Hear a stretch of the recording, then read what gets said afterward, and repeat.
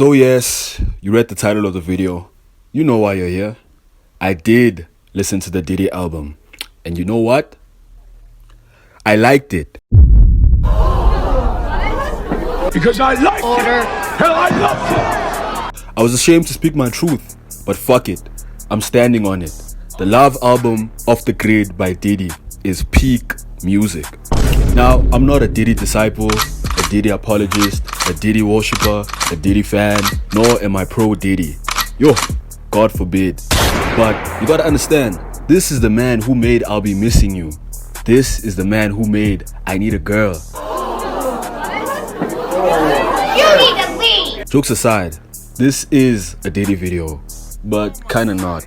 The entire basis of this video is to tackle the argument of if we can really separate the art from the artist. And who better than to use as our subject for this conversation than the devil himself, Sean Combs.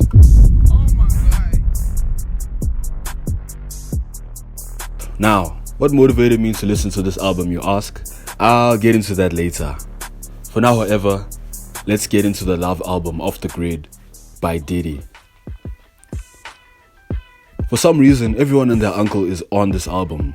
From The Weeknd, to Party Next Door, to Justin Bieber, to Mary J. Blige, to Summer Walker, to Jasmine Sullivan, to Her, to John Legend, to Babyface, to Sway Lee, to 21 Savage, to French Montana, to Coco Jones, to Ty Dolla $ign, to Jackies, to Tiana Taylor, to The Dream, to Kehlani, to Busta Rhymes, etc, etc. So this is a pretty stacked album altogether. High key, everybody featured on this album definitely needs to be investigated. I might need to be investigated too after listening to this album. The Love album Off the Grid is a 2023 album consisting of 23 songs, 27 on the extended version, and is almost an hour and a half long. So, let's run through this album's tracklist real quick.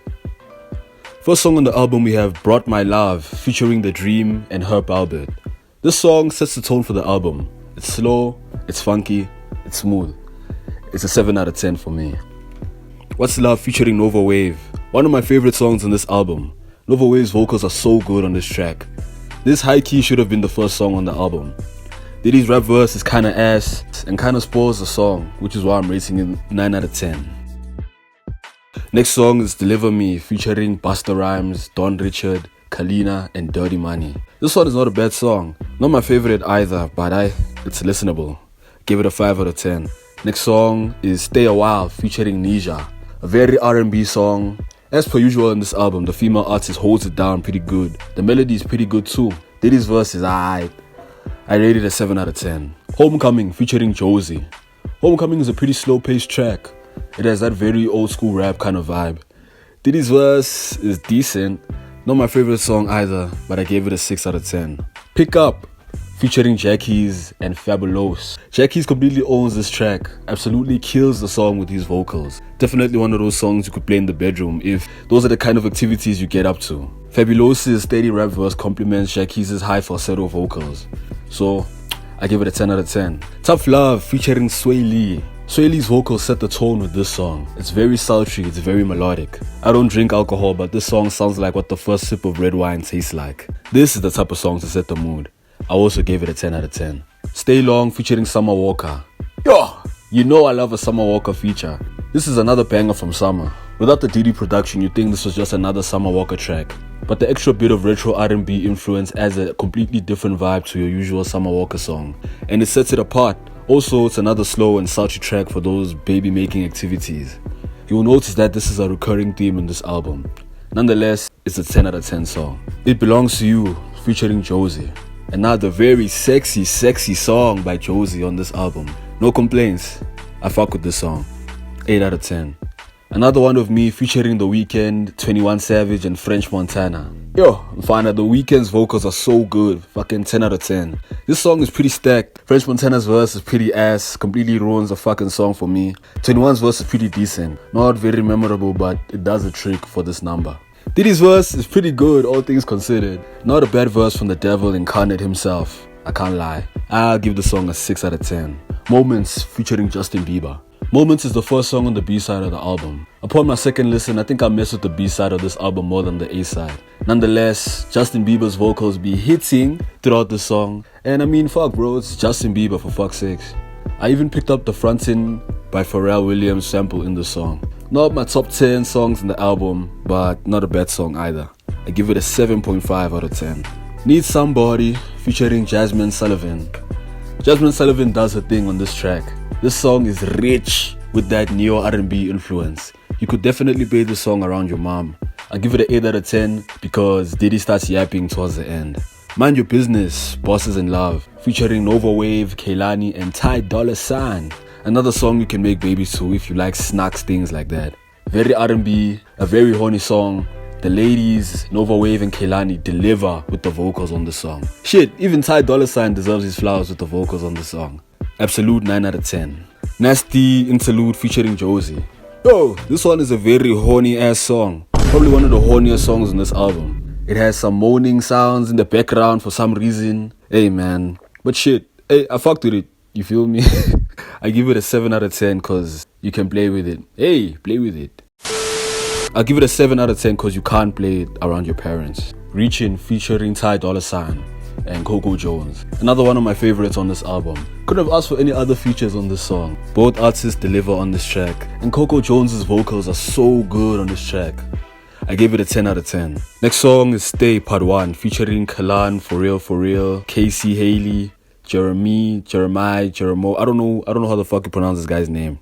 I actually don't know any of the artists on this song except Jeremiah. However the fuck you pronounce his name, Jeremy. Hey brah, whatever the fuck. Hey! But hey, they cooked on this song. Did he try to rap on this track? I really wish he didn't. But hey, let me not disrespect the man on his own album. It's a good song to have on in the background when you're not really listening to the song, if you know what I mean.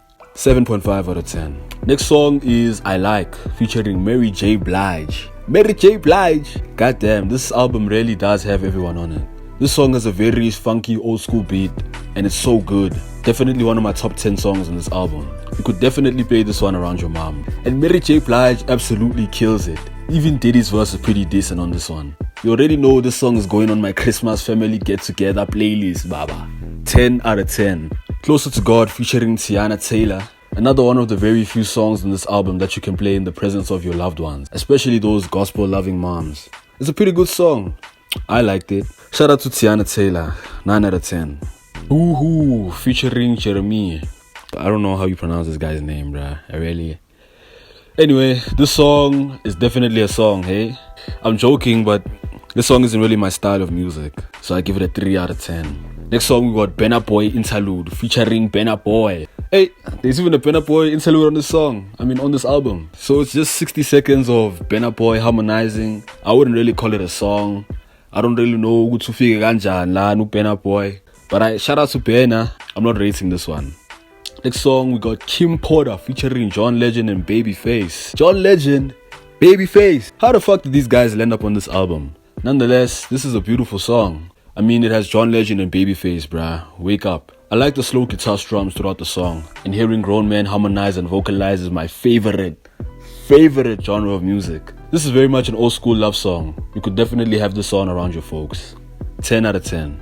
Next song on the lineup is Space featuring Her. The title of this song is absolutely fitting. It does feel like a very spacey track. It was a pretty good song, then it had a dark turn with Diddy low-key moaning towards the end, which is why I'm rating it a 6 out of 10. Gotta Move On featuring Bryson Tiller. This is another addition to the extended version of this album. But I swear I heard it the first time I listened to this album. But whatever. Bryson never lacks with his vocals on this one. Not one of my favorites, but a pretty vibey track. 6.5 out of 10. Next song, we got Sex in the Porsche featuring Party Next Door.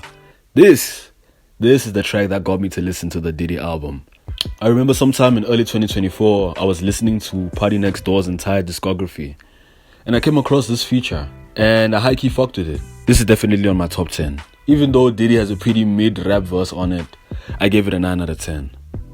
Next song, we got Creepin', the remix with Metro Boomin and The Weeknd and 21 Savage. This is the last song on the extended version of the album. Diddy has a pretty weak-ass verse on this track. I don't know what the fuck he was doing here. This song wasn't really my favorite without the Diddy feature, much less with him in it. But I fuck with 21's verse, so 6 out of 10. And yeah, this is the entire tracklist of the Love of the Great album by Diddy in a nutshell. Some beats of the album are very retro R&B inspired, but also infused with that modern sound, and it's stacked with so many songs you could make babies to. Then again, I don't know who's making babies to a Diddy album. You gotta be one sick motherfucker to be smashing to a Diddy album. Overall, the Love of the Great album is a pretty decent album, all things considered, man. I'm sorry to say, but it is probably my top 100 favorite albums of all time. I really fuck with this album heavy, bro. May God have mercy on my soul. But like I stated earlier, this video isn't really about Diddy himself, but rather about the argument of if there is morality behind talent. Can we really separate the art from the artist? Diddy inarguably is a great and highly talented musician / producer. It's silly to pretend this isn't true just because he's a heinous person. The sentiment of bad people can't be talented implies the dangerous inverse, that anyone with talent must be good. Talent isn't moral or inherently good.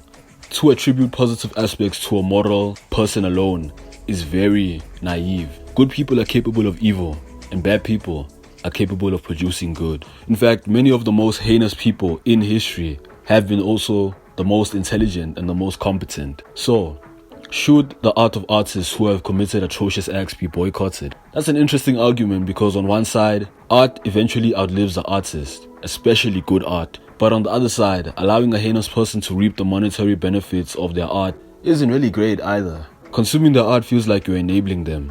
It feels like you're supporting their actions, even when that is not your intention. So, I can understand the desire to want to boycott certain artists due to their sins. But shit, man, folks are still listening to Michael Jackson amidst those false allegations. And a lot of y'all were made to R. Kelly's music, baba. So, yeah. Personally, I don't think there is a verdict to this argument if I'm being honest. I do see the perspective from both sides, but I also think art derived from a human soul deserves to be shared and consumed objectively, especially if it's good art. Maybe you need to look at the art and not the artist. Maybe there shouldn't even be such a thing as artists. Maybe art should exist on its own, objectively, without a subject or a source taking the spotlight. But I also did sit down and listen to a Diddy album on repeat for this video, so maybe I'm not the best individual to judge. So maybe this is a question for you. Maybe this is a question for the audience, the spectators, the consumers, the connoisseurs of art. Can you separate the art from the artist?